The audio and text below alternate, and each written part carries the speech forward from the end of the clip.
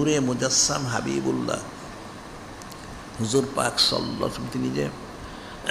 জবাই করেছেন সেটা বলা হচ্ছে জাবের রাদিয়াল্লাহু আনহু কয়লা জাবাহান নবী সামিয়াম জাবহে কাপশাইন আকরানাইন আমলাহাইন মাউজুআইন বলা হচ্ছে হযরত জাবের রাদিয়াল্লাহু আনহু জাবাহান নবী সামিয়াম জাবহে নূরে মুজাসসাম হাবিবুল্লাহ হুজুর পাক সাল্লাল্লাহু আলাইহি সাল্লাম তিনি কোরবানির দিন জবাই করেছেন কি কাপশাইন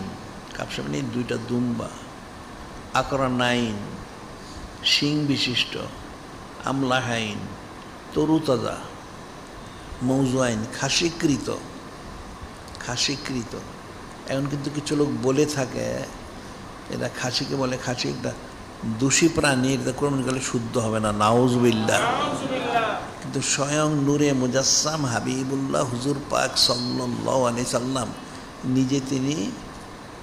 খাসি করা দুম্বা কোরবানি দিয়েছেন সুবহানাল্লাহি রাসূলুল্লাহ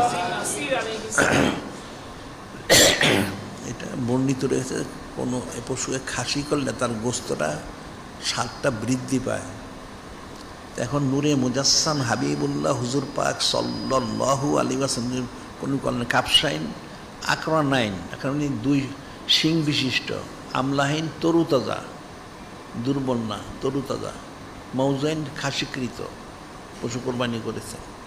এর অর্থ হলো যে মানুষ যদি কোরবানি করে তো অবশ্যই সে যেন চেষ্টা করে পশুটা যেন ছোট হোক আর বড় হোক যেন তরুতাজা হয়